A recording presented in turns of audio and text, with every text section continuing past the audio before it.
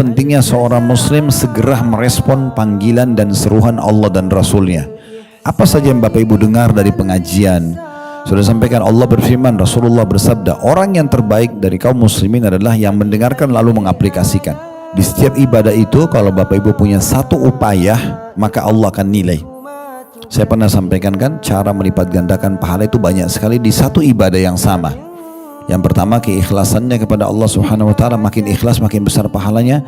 Yang kedua adalah mengejar keutamaan yang dijanjikan oleh Allah di situ, niat untuk mengejar itu juga ada pahalanya.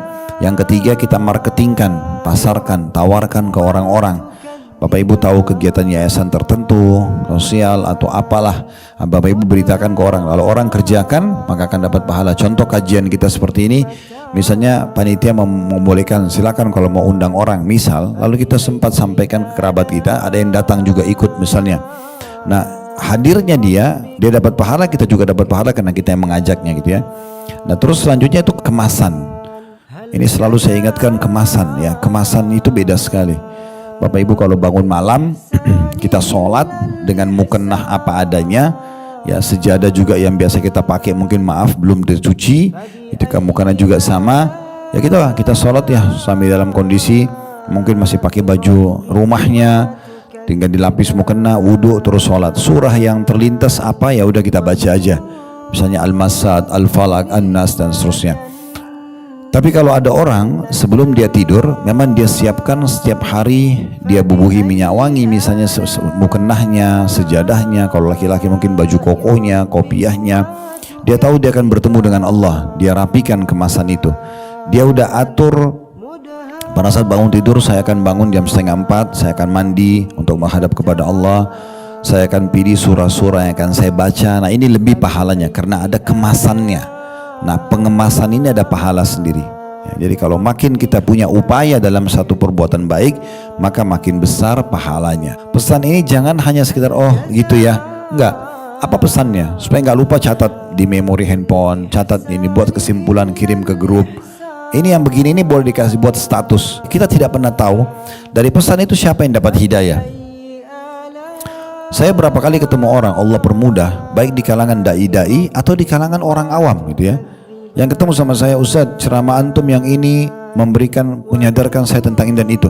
Padahal saya nggak pernah bermaksud orang itu, tapi ternyata begitu kita angkat di media dan ternyata bisa bermanfaat. Kita tidak tahu siapa yang Allah sentuhkan hatinya.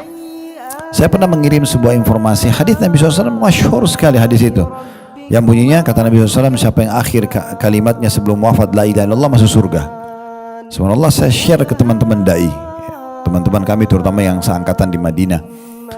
Ada satu orang ketemu saya mungkin sebulan setelah itu, beliau langsung bilang, Assalamualaikum Ustaz, apa kabar? Dia bilang, ayah saya baru meninggal bulan lalu. Dia bilang, oh Masya Allah, semoga saya doakan Allah ajrakum, semoga Allah lipat gandakan pahala antum. Karena itu sunnah Nabi SAW ya, inna lillahi ma'atha, milik Allah yang dia kasih, wa lillahi ma'akhad, milik Allah yang diambil, wa kullu syai'in indahu bimiqdar, semua berjalan sesuai dengan takdirnya.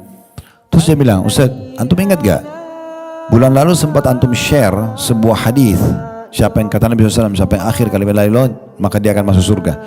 Antum tahu pada saat hadis itu masuk di handphone dan anak buka, ayah anak lagi sakarat, ayahnya lagi sakarat, mau mati, sudah mau mati, dan dia sempat belum terfikir untuk mentalkinnya, tapi begitu dia baca hadis tersebut dia membacakan la ilaha illallah. Saya nggak pernah tahu ayahnya dia akan meninggal di saat itu atau akan bermanfaat bagi dia, apalagi teman ini tamatan kuliah hadis, tapi subhanallah Allah sampaikan ke dia. Kalau kita tidak pernah tahu ya, ini contohnya gitu ya.